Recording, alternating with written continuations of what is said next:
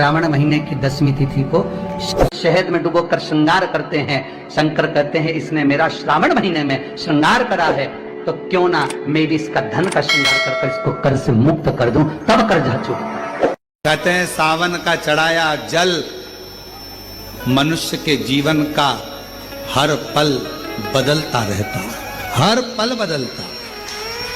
श्रावण का जल हर पल, हर घड़ी, हर क्षण आपका बदलता रहता है सावन का जल। इसलिए सब समय पर एक लोटा जल, सावन का महीना 2 लोटा, सावन 2 लोटा जल। लोग कहते हैं शंकर भगवान दौलत दे देते हैं, लोग कहते हैं शंकर भगवान करोड़पति बना देते हैं। शिव महापुराण की कथा कहती है शंकर भगवान पर 1 लोटा जल शिवालय में जाकर जो शिवलिंग पर चढ़ा रहा है, शंकर भगवान उसको करोड़पति बनाए का ना बनाए, पर यह पक्का है जो शिव जी पर 1 लोटा जल चढ़ाता है, शंकर भगवान उसको हाथ पकड़कर अपना बना लेते हैं। जब तिजोरी उसकी हो जाती है तो माल सब आपका हो जाता है।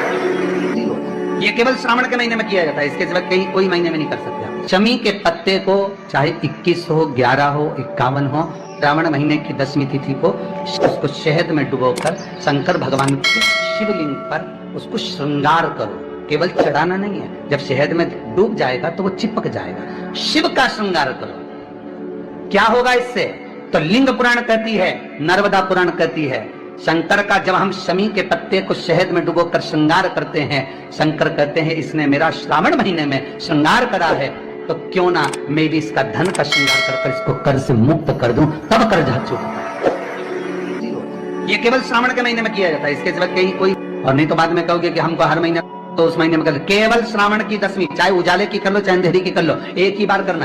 तो 10वीं जब तिथि आए, 9 दिन पूरे होने के बाद जब 10वीं तिथि आए, 10वीं, शमी के पत्ते 5 दुर्वा, 5 बेलपत्र। भगवान शंकर के मंदिर में 1 शमी का पत्ता, 1 दुर्वा, 1 बेलपत्र भगवान शंकर से अपनी कामना करके, अपना गोत्र बोलकर शंकर भगवान के शिवलिंग पर समर्पित कर। फिर दूसरा पत्ता, दूसरा शमी पत्ता, दूसरी दुर्वा, फिर शिव जी पे समर्पित कर। 5 पत्ते शमी के, 5 दुर्वा, 5 बेलपत्र समर्पित कर 1 लोटा जल 3 बार शंकर जी को उसी जल से 3 बार समर्पित करें। अपनी कामना कर चढ़े हुए जल का भाग थोड़ा सा लेकर आए, घर के दरवाजे पर, व्यापार के स्थान पर उसका सिंचन करें और हृदय से बाबा से प्रार्थना करें, बाबा तेरे भरोसे ही बहुत चिंता है, बहुत टेंशन है, कर्जा बहुत है, दुख बहुत है, व्यापार चल नहीं रहा, तुझे समान। हमारा विश्वास कहता है 3 महीने के अंदर जहां भी कथा होगी वहां आपका खुद का ब्राह्मण महीने की 10वीं तिथि कि मेरे बाबा ने मेरा हाथ पकड़ा, मेरे शिव ने साथ दिया।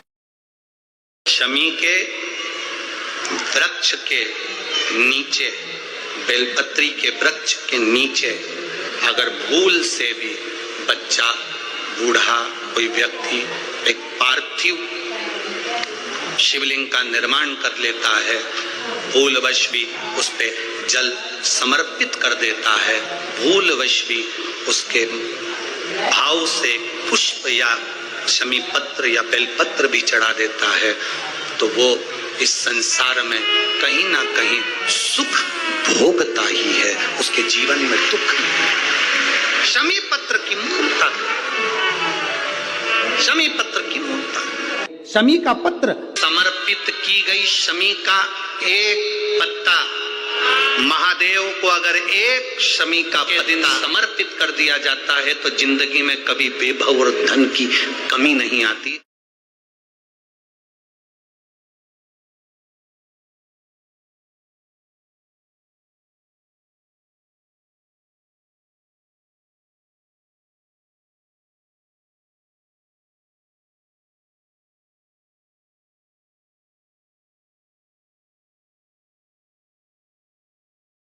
शमी के पेड़ के नीचे हम क्या कर जाएं कि हमारी कामना सिद्ध हो जाए, या बेलपत्री के पेड़ के नीचे हम क्या कर कर जाएं कि हमारी कामना सिद्ध हो जाए। तो शिव महापुराण में और गणेश पुराण के अंदर एक बहुत सुंदर प्रसंग है। गणेश पुराण में जैसे दुर्गा का प्रसंग कहा गया, तो गणेश पुराण में शमी के जो पत्ते का वर्णन करा गया, तो उसमें स्पष्ट कहा गणेश पुराण में कि यदि एक लोटा पानी, एक कलश जल, उसमें चंदन घोलकर अक्षत के 5 दाने और पीपल के 2 पत्ते उसमें डालकर शमी के पेड़ के ऊपर उस जल को समर्पित कर कर आप अपनी कामना बोलकर जिस कार्य के लिए जाते हैं, वो कार्य मात्र 3 दिन में सफल हो जाता है। मात्र 3 दिन लगते हैं। भारत में वर्णन आता है और महाभारत के अंतर्गत जब पांडवों को वानप्रस्थ दिया गया, तब पांडवों ने भगवान से पूछा कि हम हमारे शस्त्र को, हमारे औजारों को, हमारे अस्त्र शस्त्र को कहाँ रखें। तब भगवान कृष्ण ने शमी का पेड़ बता दिया। शमी के वृक्ष के नीचे पांडवों ने अपने अस्त्र शस्त्र उस शमी के पेड़ के नीचे गाड़ दिए।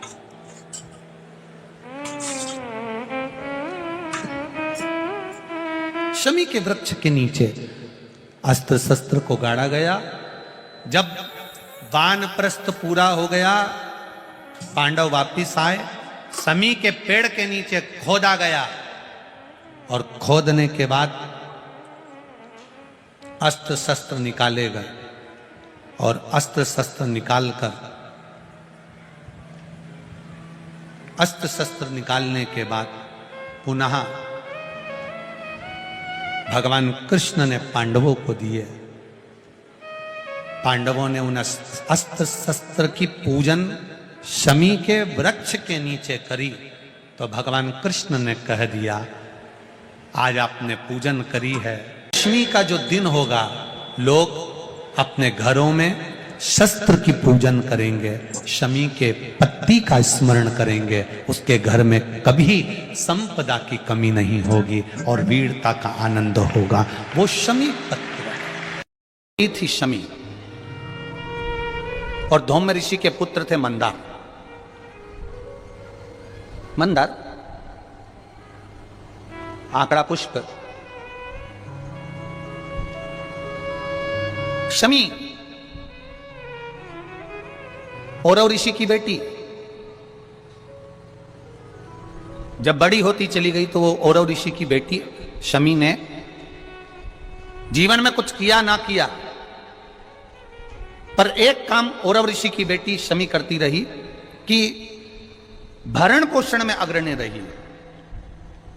कोई भूखा मिल गया, औरव ऋषि की बेटी ने अपना भोजन तक दे दिया। ये बेटी का जीवन होना चाहिए।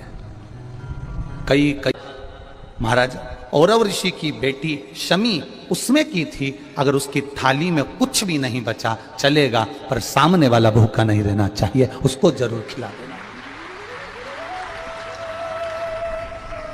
ये बड़े विचित्र शब्द हैं, जरा शिव महापुराण के, इसको समझ लेना कि शमी का पेड़, जिस शमी की पत्ती में कांटे होते हैं, जिस बेलपत्र में कांटे होते हैं, और जिस आंकड़े को मंदार के फूल में वो दूध होता है कि आंख में चले जाए तो आंख बेकार हो जाती है, वो दूध होता है जो जहर का काम कर जाता है, ये सब शंकर भगवान को चढ़ रहा है। शमी जिसमें कांटे हैं, बेलपत्र जिसमें कांटे हैं, मंदार का फूल जिसमें जहर भरा पड़ा है, धतूरा जिसमें जहर भरा पड़ा हुआ है, ये शिव को क्यों समर्पित है? ये शंकर को क्यों चाहिए? ये शंकर के पास क्यों जा रहे हैं?